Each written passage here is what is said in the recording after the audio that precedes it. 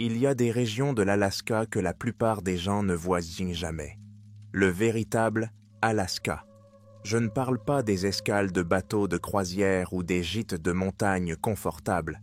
Je parle de la nature sauvage et intacte qui semble s'étendre à l'infini, où les montagnes frôlent le ciel et où les forêts s'étendent sur des kilomètres sans la moindre route.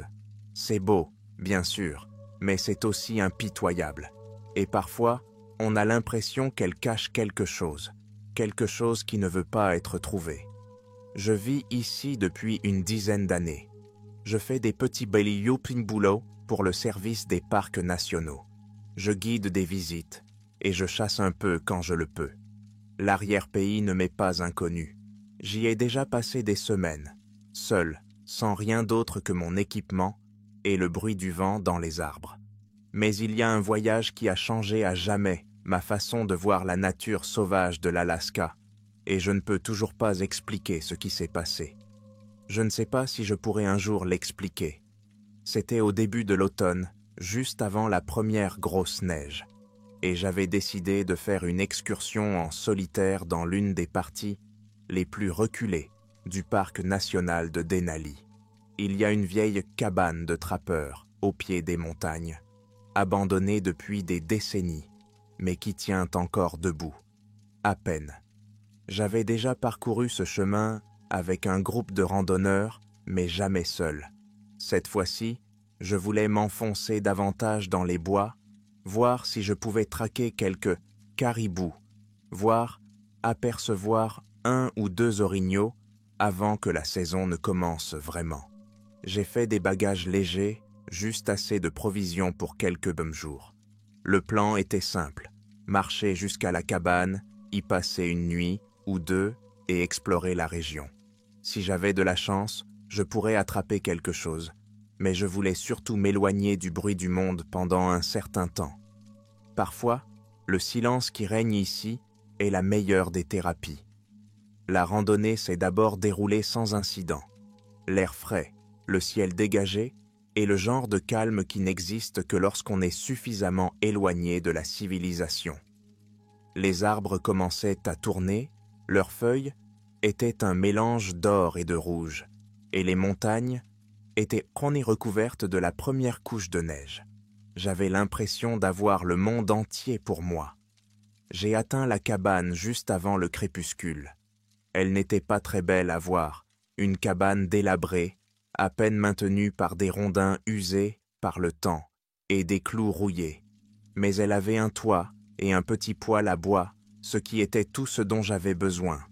J'ai installé mon matériel, allumé un feu et me suis installé pour la nuit. C'est à ce moment-là que les choses vont commencer à me sembler bizarres. C'est difficile à expliquer, mais l'atmosphère a changé. Le vent, qui m'avait accompagné toute la journée, s'est soudain calmé, laissant la forêt étrangement silencieuse. Trop calme. Il n'y avait pas d'oiseaux, pas de bruissement de feuilles, rien. Juste un silence oppressant qui semblait s'imposer de toutes parts. J'ai essayé de m'en débarrasser en me disant que c'était juste l'isolement qui m'atteignait, mais au fond de moi, je savais que quelque chose n'allait pas. Vers minuit, je me suis réveillé. Non pas parce que j'avais entendu quelque chose, mais plutôt parce que j'avais senti quelque chose. Ce sentiment que l'on ressent lorsque quelqu'un nous observe. Je suis resté allongé dans mon sac de couchage, écoutant, mais le silence était toujours absolu. Pas de vent, pas d'animaux, juste rien. Mais je n'arrivais pas à me débarrasser du sentiment que je n'étais pas seul. J'ai pris ma lampe de poche et je l'ai projetée autour de la cabane. Le faisceau a traversé l'obscurité, éclairant les murs grossièrement taillés et la petite fenêtre qui donnait sur la forêt. Rien n'est anormal. Je me suis dit que j'étais paranoïaque, que c'était juste l'isolement qui m'embrouillait l'esprit. Puis j'ai remarqué quelque chose, juste derrière la fenêtre, à peine visible dans le faible clair de lune, quelque chose a bougé. C'était subtil, presque imperceptible, mais je l'ai vu.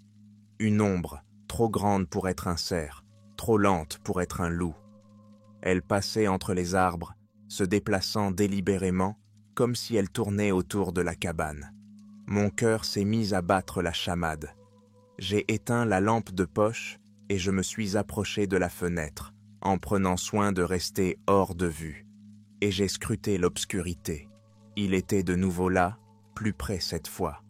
Une silhouette imposante, à peine visible à travers les arbres.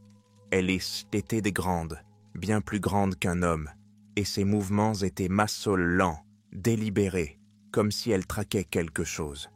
J'ai d'abord pensé à un ours, mais ce n'était pas vrai.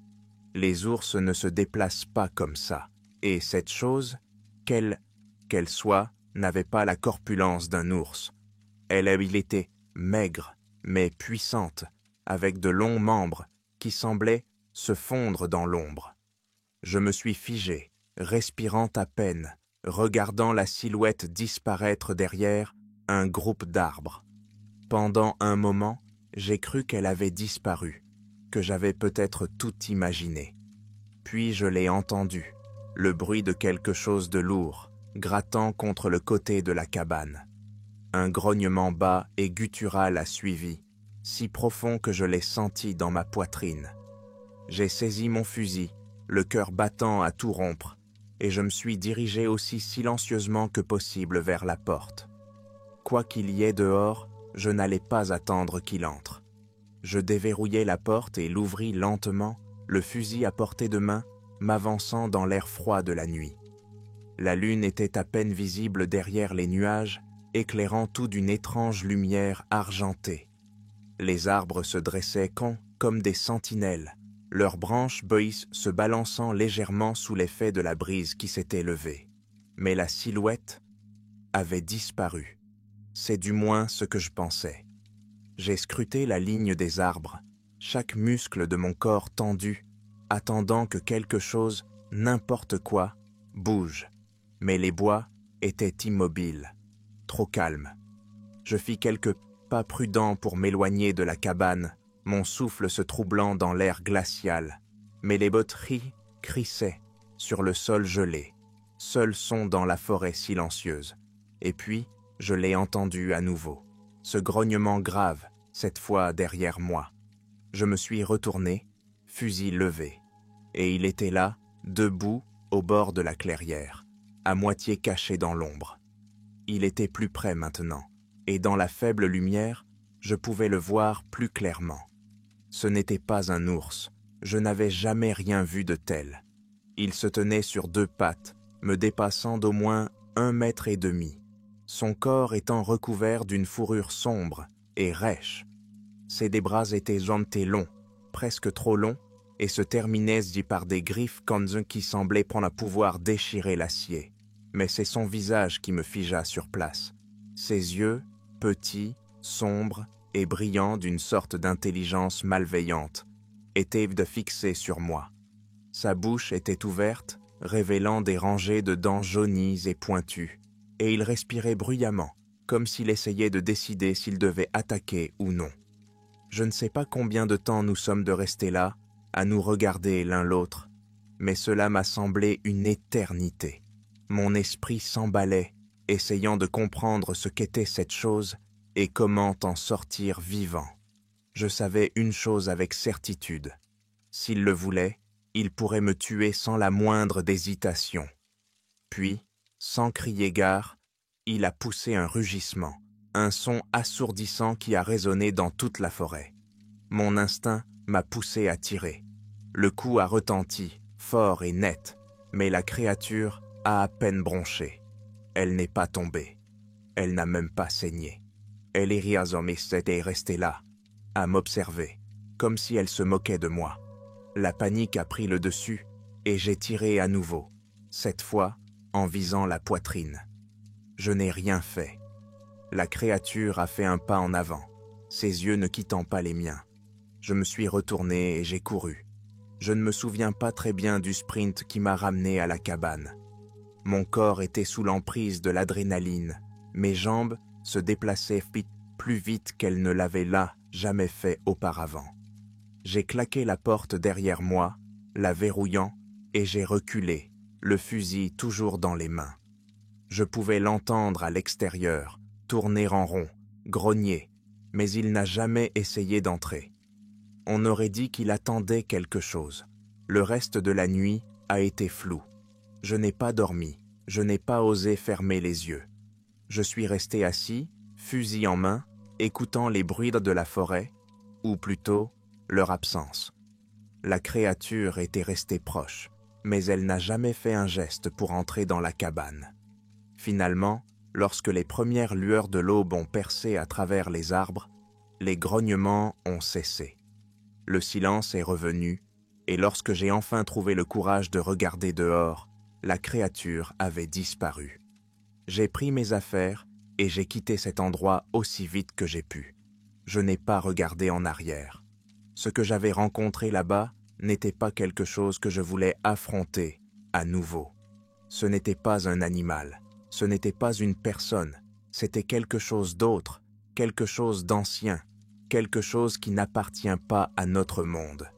J'ai entendu des histoires de la part d'autres chasseurs et de gardes forestiers, des murmures sur des créatures qui errent au fond des bois, des choses dont les gens ne sont pas censés parler. Je pensais que ce n'étaient que des légendes, des histoires de feux de camp pour effrayer les débutants. Mais maintenant je sais mieux.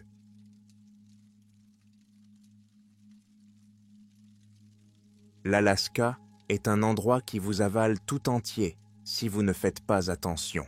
La nature sauvage ne se préoccupe pas de savoir si vous êtes un explorateur chevronné ou un novice. Il y a ici une dureté qui teste vos limites, vous pousse à bout. Et si vous ne la respectez pas, vous risquez de finir mort. J'ai vécu ici la majeure partie de ma vie, guidant des touristes dans l'arrière-pays, mais aucune expérience n'aurait pu me préparer à ce qui s'est passé cet hiver-là. Nous étions à la fin du mois de février et j'avais accepté de diriger un petit groupe lors d'une expédition hivernale dans l'intérieur des déterres. Les gens adorent l'idée de découvrir les étendues sauvages de l'Alaska en hiver, des plaines enneigées à l'infini, des rivières gelées et la solitude tranquille que seul le froid peut apporter. Mais c'est dangereux. Le froid peut devenir mortel en quelques minutes, et l'isolement fait que les secours sont à des jours de distance, s'ils arrivent. Notre groupe était petit, 3 touristes et moi. Ils étaient au moins des randonneurs expérimentés, mais aucun d'entre eux n'était jamais allé en Alaska en plein hiver. Nous avions prévu une randonnée de 5 jours à travers la toundra, en suivant les traces d'anciens troupeaux de caribous et en campant à la belle l'étoile. Cela semblait assez simple. J'avais déjà parcouru cet itinéraire à maintes reprises, et bien qu'il s'agisse d'un endroit isolé, je connaissais bien le terrain. Les 2 premiers jours se sont déroulés sans incident. L'air était vif, la neige crissait sous nos bottes, et le silence était réconfortant. Nous avancions à un rythme régulier, et les touristes étaient émerveillés par la beauté gelée qui les entourait. Le soir, nous avons monté le camp. Nous nous sommes blottis autour du feu, et nous avons regardé les aurores boréales danser dans le ciel. C'était tout ce qu'ils avaient espéré, et, pendant un moment, j'ai baissé ma garde. Ce fut une erreur. Le 3e jour, nous avons quitté le chemin principal. Il y avait une ancienne cabane de trappeurs à environ une demi-journée de marche de l'endroit où nous avions campé la veille. Je n'y étais jamais allé moi-même, mais elle est arrêtée indiquée sur certaines cartes anciennes, vestiges d'une époque où les hommes essayaient d'apprivoiser cette terre. Les touristes étaient impatients de le voir, et j'ai pensé que ce serait un bon endroit pour se reposer pour la nuit. Nous avons préparé notre matériel et sommes partis à tôt, le soleil étant bas sur l'horizon et projetant de longues ombres sur la neige. À la mi-journée, le temps a commencé à changer. La température a chuté brusquement et un épais brouillard a commencé à s'installer, recouvrant la toundra d'une brume grise et terne. Le genre de brouillard qui joue des tours aux yeux, où tout se ressemble et où les repères disparaissent. J'ai gardé des repères et nous avons continué à avancer, mais il y avait quelque chose dans ce brouillard qui me semblait anormal, comme si c'était plus que de la météo. Il s'accrochait à nous, étouffant tous les sons, jusqu'à ce que la seule chose que je puisse entendre soit le crissement de nos bottes et le léger sifflement du vent. Nous avons atteint la cabane juste au moment où le soleil descendait sous l'horizon. C'était à peine plus qu'une cabane, 4 murs et un toit, penchés de façon précaire sur un côté. Mais c'était un abri, et avec le brouillard qui s'épaississait, je ne voulais pas passer la nuit dehors. Nous nous sommes rassemblés autour du poêle, à l'intérieur, nous avons allumé un feu et nous avons essayé de chasser le froid de nos os. C'est alors que les choses ont commencé à devenir étranges. Au début, ce n'était que de petites molles choses. Un craquement ici, un bruit sourd là. Je l'ai mis sur le compte de l'affaissement de la cabane sous l'effet du froid. Le vieux bois fait du bruit, après tout. Mais au fur et à mesure que la nuit avançait, les bruits devenaient plus forts, plus insistants. Les touristes étaient tête sur les ronères, chuchotant entre eux, les yeux rivés sur les fenêtres, comme s'ils s'attendaient à ce que quelque chose vienne s'y écraser à tout moment. J'ai essayé de les rassurer, de leur dire que ce n'était les riens, que le froid leur jouait des tours, mais je n'y croyais pas. Je n'y croyais pas vraiment. Il y avait un poids dans l'air, une pression que je ne pouvais pas expliquer, comme si nous étions observés. Je me suis approché de la fenêtre pour scruter l'obscurité, mais le brouillard était si épais que je voyais à peine les arbres qui bordaient la clairière. Puis on a frappé à la porte. C'était doux, presque timide, comme si quelqu'un tapait doucement à la porte. Mon cœur s'est arrêté. Je me suis tourné vers les autres, mais ils étaient déjà figés sur place, fixant la porte, le visage pâle. Il était impossible que quelqu'un d'autre soit ici, personne d'autre que nous. On frappa à nouveau, un peu plus fort cette fois. J'ai saisi mon fusil et me suis dirigé vers la porte, faisant signe aux autres de rester en arrière. Mes mains tremblaient, mais j'ai gardé ma main ferme et j'ai lentement ouvert la porte. L'air froid s'est engouffré, mordant ma peau, mais il n'y avait rien dehors. Il n'y avait que le brouillard, épais et suffocant, qui tourbillonnait autour de la cabane. Je sortis, balayant la clairière de ma lampe de poche. Le faisceau traversait la brume, ne révélant rien d'autre que de la neige et de l'ombre. Puis, juste à la limite de la lumière, j'ai vu quelque chose, une forme qui se déplaçait entre les arbres. Elle était grande, trop grande pour être un homme, et se déplaçait avec une grâce étrange et fluide. Mon cœur s'est emballé et j'ai crié « Qui est là ?» Pas de réponse, juste le bruit du vent et le craquement lointain de la neige. J'ai reculé dans la cabane, fermant la porte derrière moi. Les touristes étaient blottis près du poêle, le visage blanc de peur. Je n'ai rien dit, je n'avais pas besoin de le faire. Nous savions tous qu'il y avait quelque chose dehors, et quoi que ce soit, ce n'était pas humain. Nous sommes restés assis en silence pendant ce qui nous a semblé être des heures, le feu crépitant dans le poêle étant le seul bruit dans la cabane. De temps en temps, je l'entendais, le faible bruit de pas, tournant autour de la cabane, se rapprochant, puis s'éloignant à nouveau. Il jouait avec nous, quel qu'il soit, attendant quelque chose. Je n'arrivais pas à me défaire du sentiment qu'il nous testait, pour voir comment nous réagirions, à quel point nous serions effrayés. À un moment donné, les pas se sont arrêtés. Le brouillard s'était épaissi au point que je ne voyais plus les arbres. C'était comme si nous étions enfermés dans une bulle, complètement coupés du monde. J'ai dit aux autres de se reposer, mais aucun d'entre nous n'a dormi cette nuit-là. Nous sommes restés assis là, à attendre que ce qui était là dehors bouge. Le matin venu, le brouillard s'était dissipé, mais pas le sentiment d'être observé. Nous avons fait nos bagages aussi vite que possible, impatients de quitter la cabane, mais quelque chose n'allait pas. Lorsque nous sommes sortis, j'ai remarqué d'étranges traces dans la neige, autour de la cabane. Elles étaient massives, bien trop grandes pour être humaines, et elles avaient une forme étrange et allongée, presque comme des griffes. Elles s'enfonçaient dans la forêt et disparaissaient entre les arbres.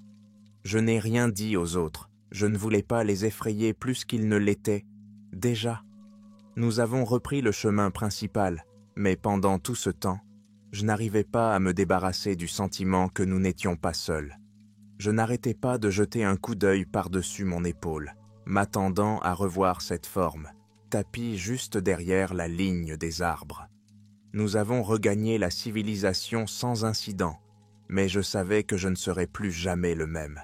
Il y avait eu quelque chose avec nous cette nuit-là, quelque chose que je ne pouvais pas expliquer. J'ai passé des années dans la nature sauvage de l'Alaska et j'ai vu toutes sortes d'animaux, mais ça, c'était différent.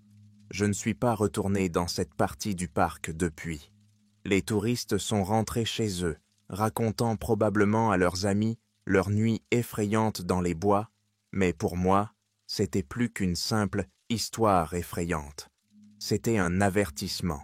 L'Alaska est arte sauvage, indompté, et parfois, on a l'impression qu'il cache quelque chose qui ne veut pas être trouvé.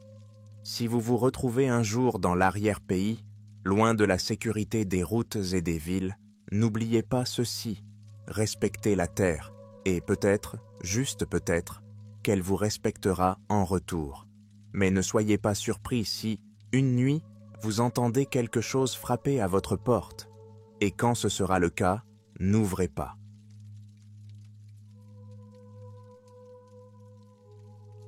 L'Alaska a toujours été un endroit où la frontière entre la réalité et le folklore s'estompe. Avec sa nature sauvage et son isolement, la Terre est pleine d'histoires étranges, de créatures et d'esprits anciens tapis dans l'ombre. Mais rien ne vous prépare à faire partie de l'une de ces histoires. J'ai passé la majeure partie de ma vie en Alaska, où je travaille comme guide dans la péninsule de Kenai. C'est le rêve de tout amateur de plein air. La pêche, la chasse et des kilomètres de nature sauvage intacte. J'ai emmené d'innombrables groupes au cœur des forêts. Je les ai aidés à attraper leur premier caribou ou je les ai conduits jusqu'à l'endroit secret où les saumons se déchaînent. J'ai entendu toutes les histoires, celles que les habitants partagent autour d'un feu de camp et d'une bouteille de whisky. Mais on n'y pense pas quand on est dehors, à la lumière du jour, avec les bruits de la nature qui nous entoure. Du moins, ce n'était pas mon cas, jusqu'à l'été dernier. Tout a commencé comme n'importe quel autre voyage. Un petit groupe de touristes, 3 hommes, tous chasseurs expérimentés du Lower 48, m'avaient demandé de les emmener dans les profondeurs de la forêt nationale de Kenai. Ils cherchaient un défi, quelque chose qui mettrait à l'épreuve leurs compétences et leur endurance. Je leur ai dit que le Kenai pouvait leur offrir cela. Les 2 premiers jours ont été parfaits. Le temps était clair, l'air vivifiant et la forêt animée par le chant des oiseaux et les hurlements lointains des loups. Nous avons installé notre campement près d'un ruisseau, le genre d'endroit où l'on se réveille en voyant des élans brouter au loin. Les chasseurs étaient ravis. Ils prenaient pas des photos et parlaient d'angon de ce qu'ils espéraient ramener à la maison. Mais le 3e jour, quelque chose a changé. Nous étions au fond des bois, à des kilomètres de la route la plus proche, et nous suivions des pistes de chasse qui n'avaient pas vu d'empreintes humaines depuis des mois. C'est alors que nous l'avons trouvée. Une vieille cabane abandonnée. Elle ne figurait sur aucune carte, et je ne l'avais jamais rencontrée au cours de toutes mes années de guide. Elle avait l'air ancienne, avec de la mousse et des vignes grimpant sur le bois pourri, le toit à moitié effondré. L'un des chasseurs a plaisanté en disant qu'il s'agissait d'une cachette de Péquenot, mais il y avait quelque chose dans cet endroit qui ne collait pas. Au début, je n'arrivais pas à mettre le doigt dessus. Peut-être était-ce la façon dont l'air semblait se refroidir à mesure que nous nous en approchions, ou le fait que la forêt autour de la cabane était étrangement silencieuse, comme si tous les animaux avaient décidé d'éviter cet endroit. Mais les chasseurs voulaient y jeter un coup d'œil, alors nous l'avons fait. À l'intérieur, c'était encore pire. Les lattes du plancher craquaient sous notre poids, et une odeur de moisissure et de pourriture flottait dans l'air. De vieux outils rouillés étaient éparpillés sur une table, et d'étranges symboles étaient gravés sur les murs, des symboles que je ne reconnaissais pas, mais qui me donnaient la chair de poule. Je voulais partir, mais les hommes étaient fascinés. Ils prenaient des photos et fouillaient. Cette nuit-là, de retour au camp, les choses ont pris une autre tournure. Cela a commencé par des bruits. Au début, il ne s'agissait que de légers bruissements, comme si quelque chose se déplaçait dans les sous-bois. Puis vint le hurlement, pas celui des loups, mais quelque chose de plus profond, de plus guttural, presque comme un grognement. Il résonnait dans les arbres et me faisait dresser les cheveux sur la nuque. Les hommes l'ont entendu aussi. Nous avons tous saisi nos fusils, balayant la ligne d'arbres du regard, mais nous n'avons rien vu. Nous avons tout de même considéré qu'il s'agissait d'animaux sauvages, et nous avons essayé de nous installer dans nos tentes.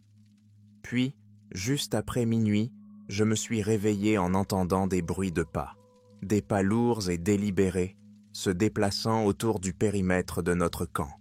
Je suis resté allongé, écoutant, le cœur battant dans ma poitrine. Ils ont fait le tour du camp une fois, puis deux, avant de s'arrêter juste devant ma tente. J'ai retenu ma respiration, serrant mon fusil, attendant que ce qui était là bouge. Mais il n'en fut rien.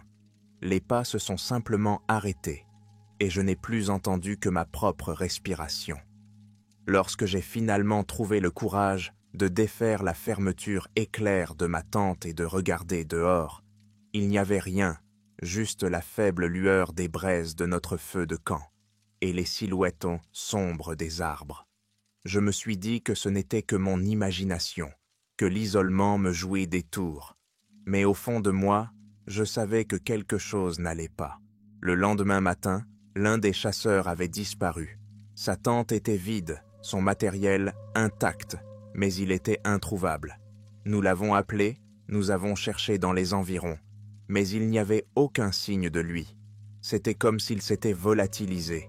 Les deux chasseurs restants étaient ébranlés, et je pouvais lire la peur dans leurs yeux. Nous avons demandé de l'aide par radio, mais nous étions trop enfoncés dans la forêt. Il faudrait des heures avant que quelqu'un puisse nous atteindre.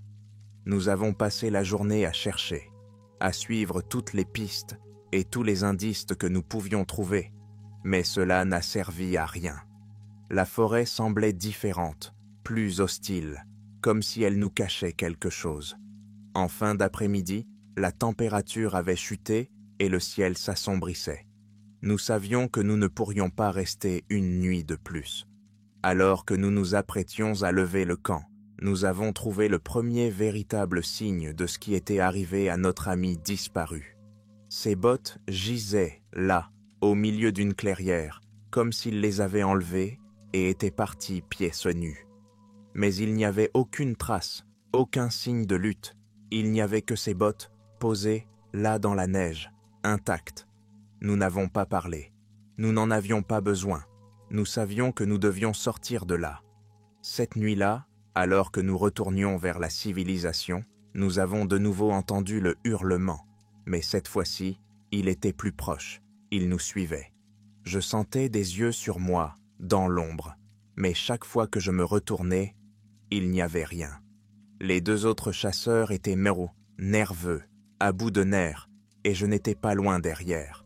Nous avancions aussi vite que possible, ne nous arrêtant pas avant d'avoir atteint la lisière de la forêt. Lorsque nous sommes finalement retournés au poste de garde forestier, nous avons tout rapporté. La disparition, les bruits étranges, les bottes dans la clairière. Ils ont envoyé une équipe de recherche, mais après des jours de recherche, ils n'ont rien trouvé. Notre disparu n'a jamais été revu. L'histoire officielle est qu'il s'est égaré dans la nature et qu'il a succombé aux éléments. Cela arrive ici plus souvent qu'on ne le pense, mais nous savions qu'il n'en était rien. Quelque chose l'avait pris, quelque chose qui vivait au fond de ces bois, quelque chose qui ne voulait pas de nous. Je n'emmène plus personne dans le Kenney. Je m'en tiens aux sentiers les plus sûrs, ceux où je peux voir la route à tout moment. Parce qu'une fois que vous avez été là-bas, que vous avez entendu les hurlements et senti ses yeux sur vous, vous ne l'oubliez pas. C'est impossible. Et si jamais vous êtes en Alaska, en train de marcher dans la forêt, et que vous entendez quelque chose bouger dans les arbres, quelque chose qui semble plus grand que n'importe quel animal que vous ayez jamais entendu, ne vous arrêtez pas, ne vous retournez pas, continuez à marcher et priez pour que ce qui se trouve là ne décide pas de vous suivre. Car ici, dans les étendues sauvages de l'Alaska, la forêt a ses propres règles, et parfois, elle prend ce qu'elle veut.